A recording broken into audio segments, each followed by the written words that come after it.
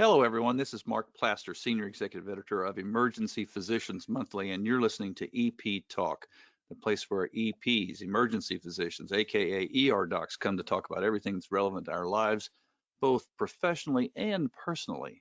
And my guest today is Andrew Phillips, and I can't wait to talk to him because I just found out that he was a junior high teacher, like my wife was for years, and I think he is the CEO. Let me see if I've got this right. The editor-in-chief and founder of EM Coach. And I think being a junior high teacher positions you perfectly to teach emergency docs. I think sometimes we have the emotional intelligence of junior high boys. Well, I'll tell you, it was the junior high environment was too chaotic, so I decided to be instead. It's a little less chaotic down there than in the classroom. Well, Andrew also did his medical school training at Chicago, and did, if I'm reading this correctly, did your emergency medicine and critical care. My gosh, at Stanford, and so I'm impressed for sure. And then after doing all that, let's see, I'm gonna turn to see what you've done. You founded EM Coach, and EM Coach is actually the program used by a third of the emergency medicine residencies in the U.S. So that's quite an accomplishment. Thank you. We've got a lot of junior high kids out there that are really learning from you. It's been a blast, and I'm thrilled and so grateful that a third of the programs are trusting us with their resident education. We've only been open for a little over a year. We launched at ACEP in 2019. Yeah, no, I knew that you were new. Sorry, I apologize. ACEP 2018 because we're in 2020 now. A little over a year. Yeah. And it's the only, I'm reading off of some of the notes that you sent me here. It's the only program that CORD offers as a member benefit. That's quite a coup.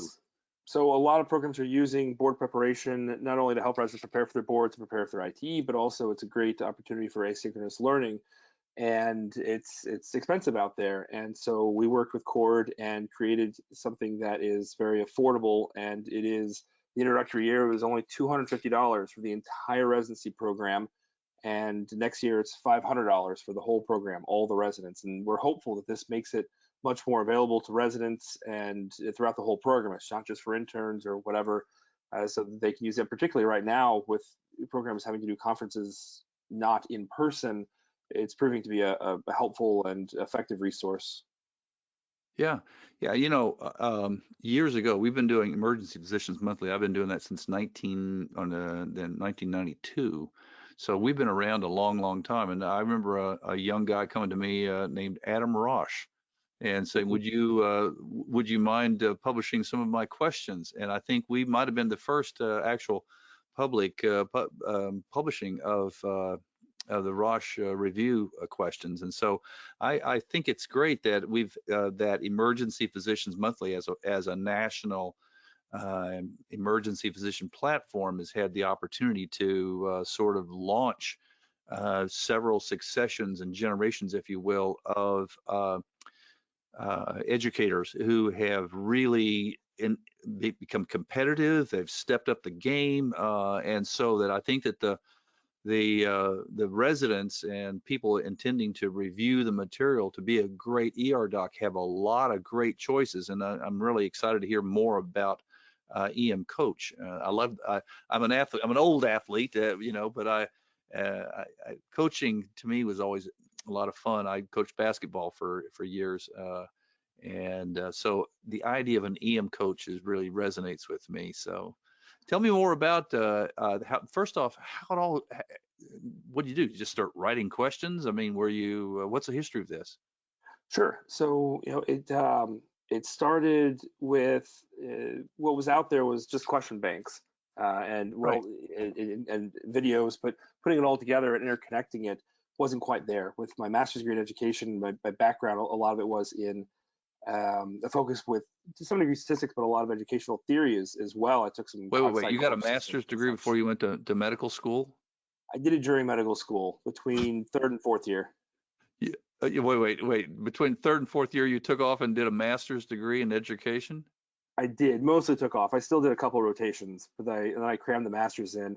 I've been doing education research for, well, actually since first year of medical school when I created, at the time, and I'm feeling old now saying this, but it was a novel concept at the time to introduce radiology during the anatomy class. And how do you do that? How do you teach anatomy through radiology? And so one of my first mentors, Christopher Strauss, is a radiologist, and I rebuilt from scratch and created a radiologic anatomy course to go along with anatomy. And we researched that, and we found great positive outcomes. And I realized that I enjoyed education research and understanding education better.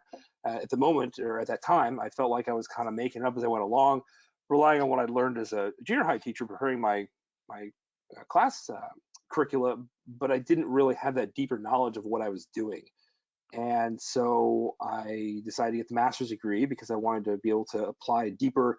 In making something new, I feel like theory is very important to help predict what you're doing, ending up making a big difference, right? Like we can test things and hopefully they work out, but if you create something fundamentally based in theory, you're more likely to have a positive outcome. I mean, that's just like a lot of therapies we try in medicine are based on, well, hypothetically, this ought to work, so let's try it.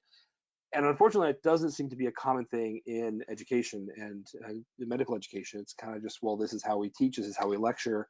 Yeah. And so Yeah. driving that theory to create something new was, I mean, relying on that master's degree was very, very helpful.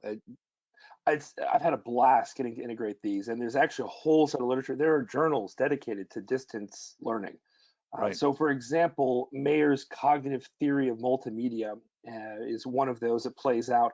And it has to do a lot with what the interface is and trying to convey concepts to people with not just words on a slide, but also what media items are you using.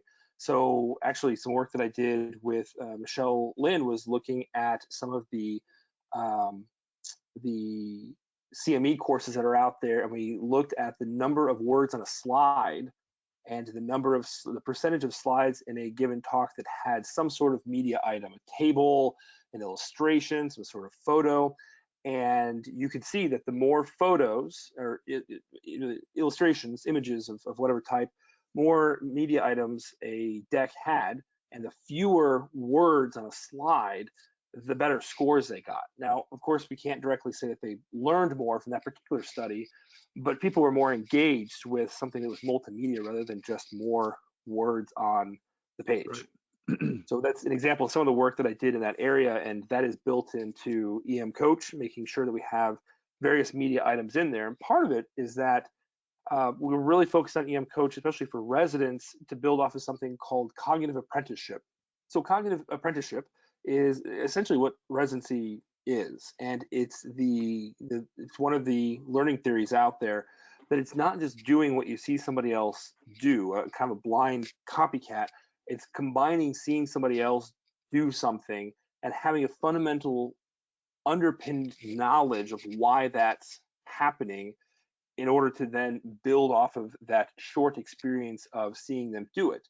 So, I mean, residency really is that perfect example. You may read an EKG with an attending during the shift, but you would have already had a lecture, say, on EKGs and reading it. So as the attending's going through saying, here's a P wave, there's a QRS, there's not a P wave here, and you start going through various blocks or whatever, right? Maybe it's third degree, they're not matched. You have already established that there are P waves and QRS complexes and all that. And so you're building all that together in order to build a deeper understanding of what you're seeing rather than just, oh, this is what I've seen, this is what I do. And that's the essence of being a physician, is being able to know when to break out of those protocols. And so we built EM Coach focused on trying to build off of not only the fundamental knowledge that you need in the textbook and the lectures, but a lot of our questions are second and third order questions. And so I'll give you an example. One of my favorite questions. What's a second and third order question? Of course, sorry. So you have a second and third order question is a number of steps you have to do in order to get to the answer. So rather than how many is such and such, it's 5. That's a first order. Well, so I think we can work through the example I was going to give on one of these. We'll show each of the steps. So there was a patient who was, the vignette was, this is actually based off a real case that I had. that the patient was hypotensive, had missed dialysis, and had peak T waves on the EKG. So the first step would be reading an EKG and recognizing which electrolyte abnormality would be most classically associated with peak T waves. It's a broad differential to be sure of peak T waves, but trying to narrow it to electrolytes, right? So you're starting already to think hyper K. And then the second order would be what's the cause of that hyper K, which would be the end-stage renal disease not having, so the question would be, what is most likely cause of this patient's electrolyte abnormality? So that'd be a second order question. First, seeing the EKG, knowing acute T waves being hyperkalemia, and then recognizing that's associated with dialysis. But this question asked, which agent is best to improve the patient's hypotension? So of course, epinephrine's on there, norepinephrine is on there, a saline bolus is on there, and vasopressin's on there. And the goal of that question is to make people realize that if the patient has not been to dialysis and they have hyperkalemia, a lot of that hyperkalemia is because they're acidemic. That acidemia is driving the potassium outside the cell, and if they have enough of they have a low enough pH to be causing that kind of hyperkalemia, those normal catecholamines, the epinephrine, the norepinephrine, phenylephrine, are not going to work because the pH is probably somewhere below 7.1, 7.0, whatever.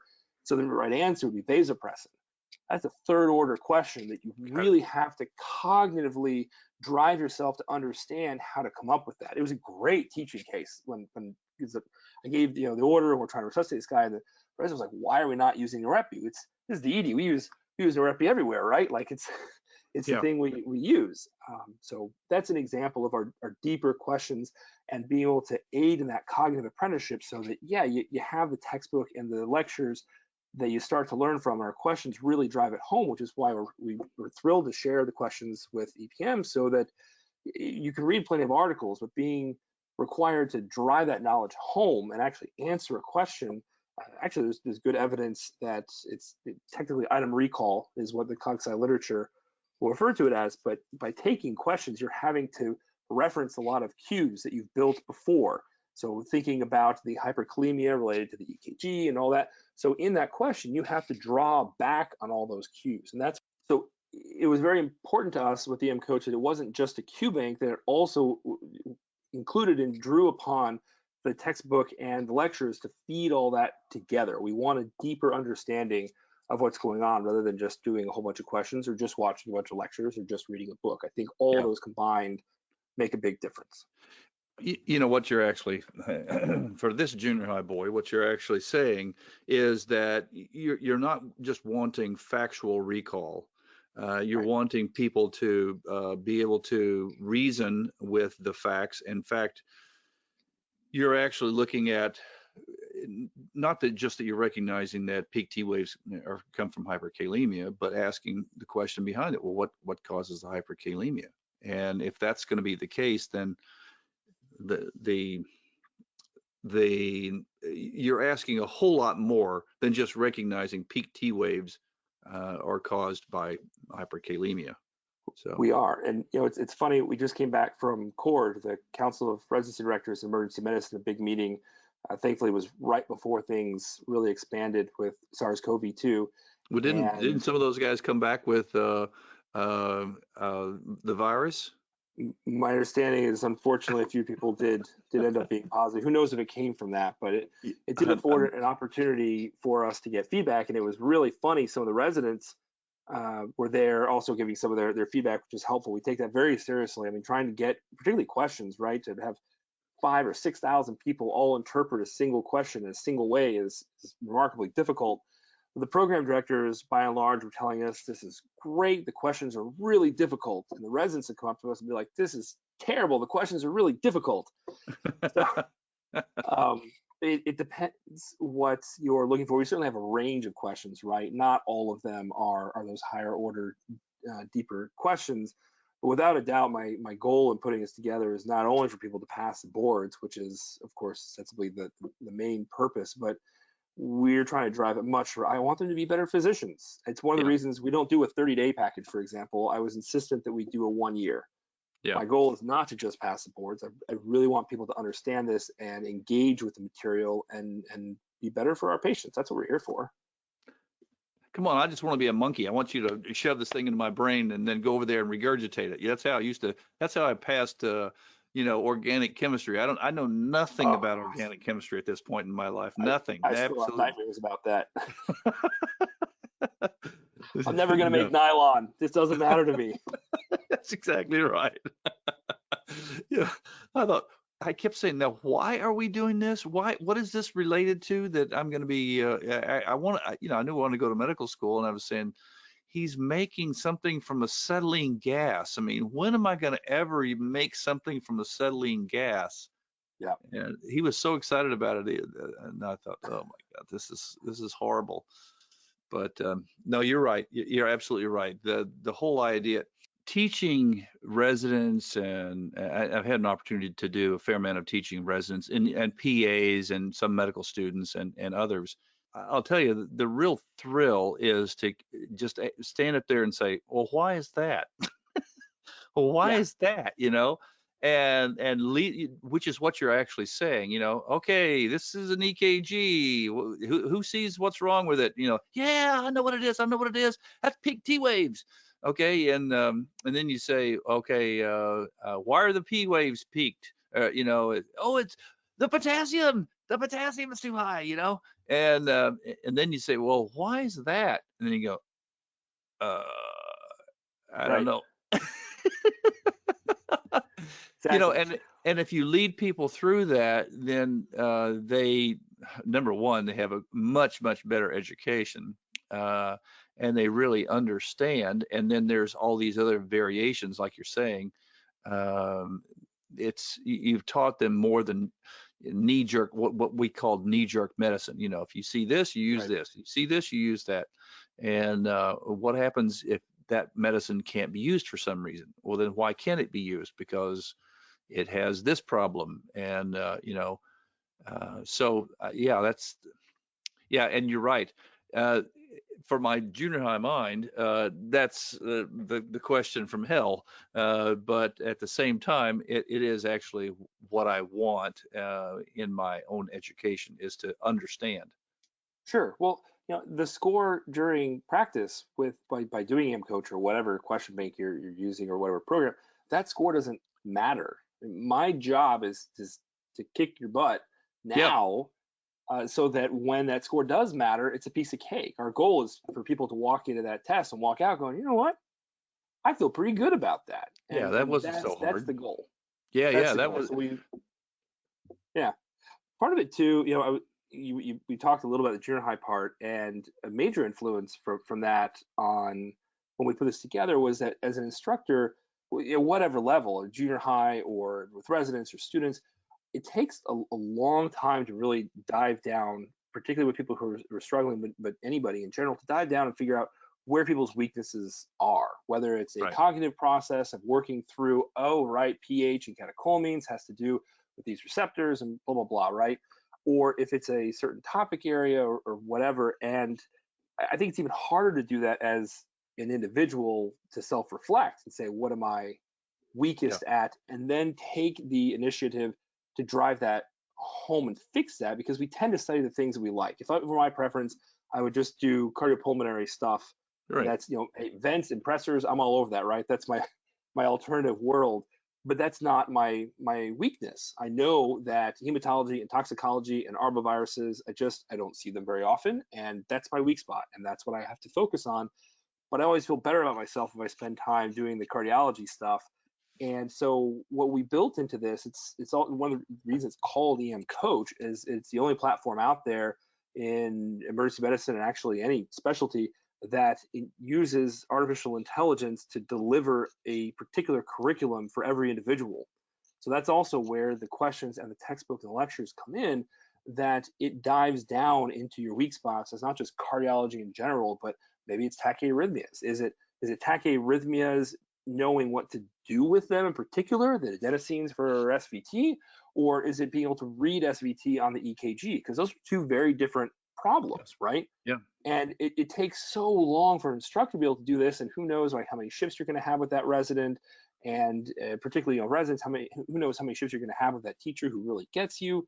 And so the AI is built to deliver that and focus on those things that are weak areas. And so one of the things that, looking at how things are turning out, in retrospect, I should have expected this. When people use the artificial intelligence, their scores actually don't go up very much in the beginning. And the reason is because we're denying access to the fluff questions. The coach drills all those weak areas, not just your weakest topic, but your second weakest topic, your third weakest topic. So rather than individuals spending some time on questions that they already know because it makes them feel better, right? Oh, I feel like I need a better score. We drive hard on the ones that people don't know. So as soon as your weakest subject, toxicology will say, is no Yep. longer weakest subject, then we're going to hit you with arboviruses. Then we're going to hit you with heme, right? And so that curve is actually a fairly slow rise. And then all of a sudden, you see people, once they get past those lower areas, and the reason is that you get that much better gain at the end, is because if your weak topics, let's say, I'm just going to make up numbers, let's say I'm scoring 40% in this particular area, and it's no longer my weak spot, I have much more to gain over the long term from an area that I'm scoring 40% on than an area that I'm scoring 90% on, right? I only have a 10%, if I say scoring 90% of my cardiology questions, I've only got a window of 10% getting every dang one right. And so that's why you see that gain, but it takes a little while. And so that's been interesting, having to explain to folks as well that, yeah, sure, if you want a higher score, you can manually add the questions you already know. But if you're scoring 90%, I'm not really teaching you all that much. Yeah. Yeah. Yeah, you're feeling good about it. It's good to feel good about yourself. Sometimes you can be, you can walk in there all psyched out. That's the reason why you got to stay with the program. That's why you're saying that you don't want to do this in 30 days. You want to really have uh, a longer trajectory, because the trajectory will pay off, but you're going to have to invest a little bit more. Right. Well, it's not to say you're not learning or making gains. It's just the issue is that we are front loading the learning. So if you only have 30 days to study, you want to be focused on where you're going to get the big gains. So I think the scores that you're seeing comparing a manual decision of what you're going to practice are not an apples to apples comparison with us getting you those early gains on the subjects that the deeper gains on the subjects that you're weakest at. Cool. That is absolutely amazing. And so I see here that you've also have a the notes here say you have it's interconnected with questions and a custom textbook Yep, and lectures. Okay, tell me about that. we built this all from scratch, and certainly we rely a lot on Tintinellis and Rosens, and we really focus actually a lot on guidelines, since that's where a lot of the board questions are going to come from. So we give references to those throughout whenever there are guidelines out there to help support us. We do a lot of references to Cochrane reviews and such.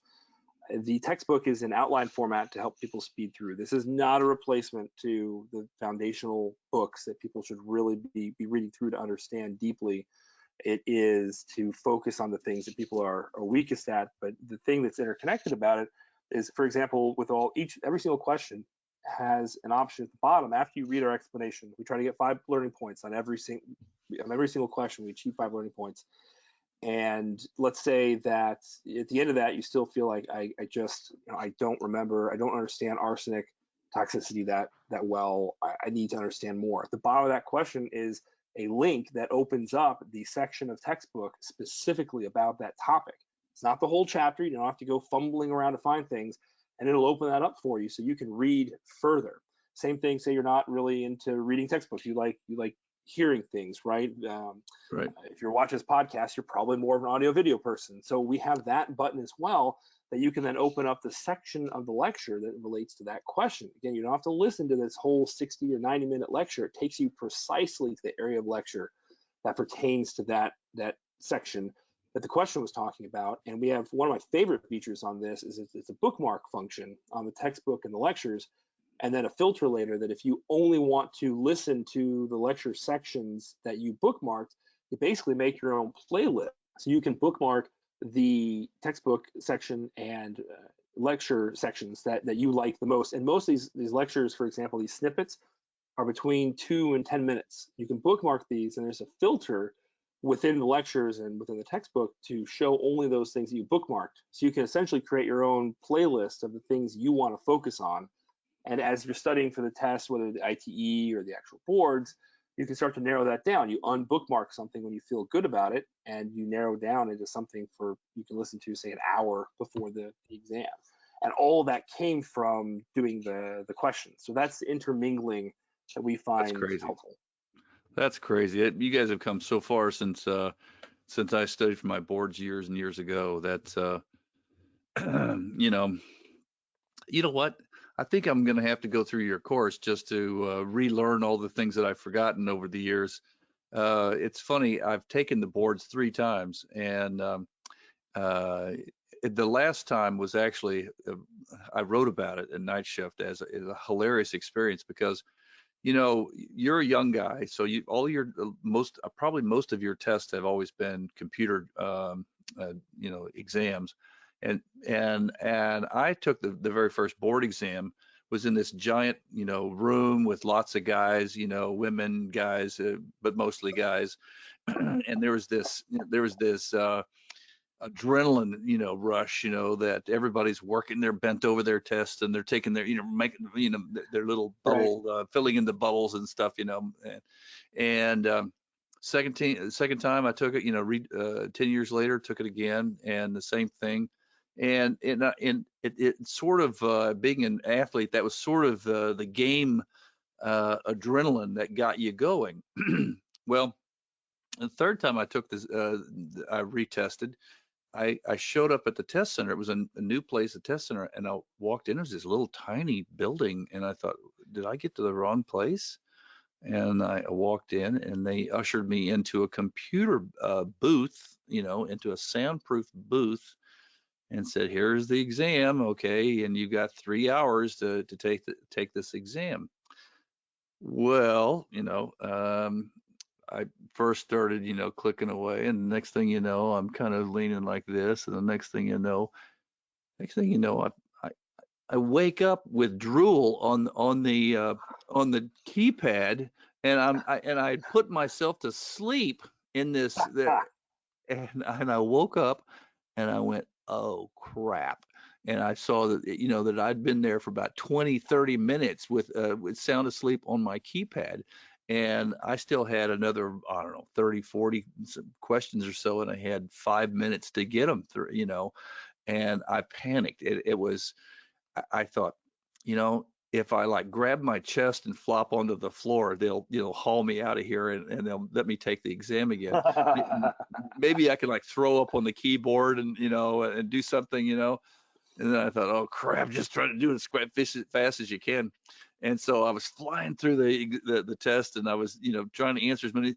What I really should have done is just at that point gone all A's from there on out, and just accepted I was going to get like 1/4 of those questions. Instead, I tried to play it straight and answer the questions, and then I ended up not answering like 20 some odd questions at the end of it. Wow. I failed that test by 1 point, and I was just sick. I had to, Oh, it was not so much that I failed it. I mean, sure, that was embarrassing, and I wrote about it because I'm used to telling embarrassing, stupid stuff that I've done. So that was not so bad. The bad problem was I had to turn around and spend $1,500 to take that yeah, stupid exam again. it hurts. Oh my Very expensive. gosh. Next time I took something to keep me awake, but I realized sitting there in front of a computer screen, and I'd just come off of a night shift, and I couldn't You walk in there. took the boards after a night shift? Well, I wasn't afraid of them. I knew the material, and I've been That's why you doing fell this. This asleep. was the third time, fourth time. I forget how many times I've done it, but the third time, yeah. It was the third time I'd taken it. And so I said, I know this stuff. I mean, I've been doing it for 30 years, for crying out loud. And went in there and clunk. Oh, well. So anyway, Makes for a good story. yeah, yeah, expensive learning experience. That's for sure. Yeah. So the EM coach, I'm looking here, I'm kind of looking down through this, uh, uh, has 1,500 questions. Wow. It A does. We review. have more. I have another 100 sitting in my queue right now that I'm trying to get through. Everything's been a little distracted, recently. We're going to keep adding to those. It's the writing questions has been very. It's been gratifying for a lot of reasons. I certainly learned plenty going through there, fact checking, and it's been very helpful. So our process is that all authors have to be ABEM or ABOEM boarded, Right. which is a relatively unique requirement that we have. You And so mean as not authors everybody submit has them. that? No, actually, a lot of options out there. Invite residents and non-physicians to write questions, and I love getting residents involved. I involve residents in lots of projects that I do, but I feel very strongly that if we're trying to prepare people, if I'm trying to get you to pass the boards, then I darn well should have passed my boards as well if I'm going to get you there. So Yeah. yeah, so every word that's written and edited is done so by a boarded emergency physician, with the exception of a PhD statistician who we asked to triple check our work, and an ED pharmacist, because who doesn't appreciate an ED pharmacist triple checking our work? That's So I thought that was prudent to just absolutely make sure that what we're delivering is important and accurate. So the questions written by the author, it goes through a quick screening, making sure all the standard stuff, which was also part of my master's with making sure for all standardized tests, it doesn't matter if it's the MCAT or your SAT or taking your EM boards or any other boards for any other specialty, it's all standard stuff. Your 4 answer options or your 5 answer options, all alphanumerically ordered. You have a actual question at the end of the stem, negatively phrased, all that stuff is just standard fare. And so we do a screen for that and make sure all those are like that. The options, the foils are all, actually, we published a study on this. We have a study out there where the intervention we use to teach our authors is now it's on Jet EM. If you haven't seen that, it's a great resource for education. I mean, not just our thing, but Jet EM in general is a great resource. It's all open access. So we're very proud of the fact that we're trying to teach others how to do this well. Also, this is not just a trying to put together a board thing, and we are doing research on this. We're publishing that so other people can make gains on what we've learned. We're really trying to contribute to the community, but I digress. The question goes from the author to a screening person, screening editor, eventually back to the author, then a first editor, back to the author, then a second editor, and then finally to a copy editor. And so Well, doing those questions, I've learned a lot. When somebody will write something, I think, wow, I didn't know that, and I'll double check it. And I'll tell you, I didn't know until yesterday that the concept of 1 degree, we talk about increased heart rate with temperature change. And so there was a discrepancy that we'd written 10 an increase of 10 beats per minute in heart rate is an increase in 1 degree Fahrenheit. And someone wrote in saying, no, it's actually 10 beats per minute for 1 degree Celsius. And we're very careful with what we write. So I looked into this further, and actually, as it turns out, it's more consistent in children than adults. But what we were citing was for the 10 beats per minute for the Fahrenheit was the literature that's been around for almost a century. It ends up coming from 1930s and 1950s literature, and that was just the understanding throughout.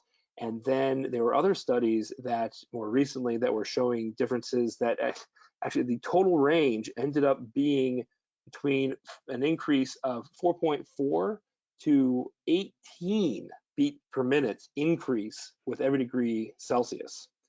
And that was, I did not know that there was such a range in the dogma that we've been taught, and that had been included in a reference that we used for our textbook. And so, I went through and I caveated that, and there's a lot of history that when you dive deeper into this. So it's helpful when people write in, see something that looks kind of off. I readily admit, I did not know that there was a study showing a change of 18 beats per minute per degree Celsius. wow. That's crazy. Put in there that you have a review, you have a textbook. Is that a hard copy or is that an online textbook? So the textbook that we have is an online textbook, and I have mixed feelings about it being online. I still like reading paper. I think a lot of people like reading paper. It's a little easier on the eyes and such. And it's a pro and con about having something online versus on paper, because with it being by virtue online, that gives us so much more flexibility to take advantage of the technology out there to improve folks' learning and education, right? We can't really immediately pull up the textbook section related to a question if it's on paper. Yeah. So we made the cognizant decision of going online with it. You wrote that the research team has 2 publications so far and a third in preparation. What are you talking about? 2 publications? Right. We do. So one is the actual curriculum of how to write questions, and one is our analysis of that curriculum. One of them that is it's in preparation. We need to resubmit. It's fun. We're trying to introduce the concept of learning experience design. And learning experience design is essentially user experience, which is the idea of the human-computer interface, but specifically for learning. So for example, you may find that our website has a font that looks different from other websites that are out there. We use Verdana font on everything that people are learning from. And it's very intentional because there is evidence that people are able to read for a longer period of time and actually retain more with sans serif fonts, specifically Verdana, the most studied of those. And so it may look a little different from most websites, but it's because most websites aren't paying attention to the literature. And I'll tell you another fun example with colors, right? What's the best? Is it a dark blue on white? Is it a negative? Like everyone's into the dark screen on their iPhones and such now. And actually, there's very good evidence that, or I should say reasonable evidence, that it's more difficult to read in what's called a negative polarity. That is to say, a light text on a dark background. We just don't read that as well. It's more straining on the eyes. You can't read as long, and you don't retain as much information when you read in that setting. So we've been very particular about details, even down to that. And so we did a review of this. Most of it comes from the computer science literature and to some degree the general education. There's nothing on this in medical education. So like, great, especially emergency medicine, we have so many blogs and websites, and EM tends to be pushing the envelope on technology out there and trying to convey information. Sure. And nobody wants it because what we're hearing is, no, it's actually, this makes more sense in the computer science and in the gen ed cog sci literature. But that's our whole point, is we're trying to say, no, like those guys already know about this literature. I think this is important for us. Most people are not, they go up on WordPress and they just put their information out because they're focusing on the content, and it makes a difference. Yeah. So that's one that's in preparation. Wow. Well, you've really opened my eyes to the intensity of not just the material or even the theory behind it, but also the execution of the presentation, and that's amazing. Andrew, thank you so much for sharing this podcast, and for all of our listeners who are not familiar with EM Coach, if you're not in residency or 1/3 of the U.S. EM residencies that has EM Coach in it right now, it might be something you want to take a look at. And for old junior high students like myself who would like to go back and see what I know and see what I don't know, I'm certainly going to look at EM Coach, and they'll probably find out that I am about half an inch thick and 20 miles wide. And in my understanding of emergency medicine, even after 35 years or so, but it might be a real study for you, Andrew, to find out if you can teach this old dog some new tricks. So that you could actually say, we got Mark Plaster actually able to pass the boards again after falling asleep and drooling on the keyboard. So. Anyway, so for all of you listening to EP Talk, thank you for joining us, and I hope this has been beneficial to you, and I hope you join us for our next program, and thanks so much.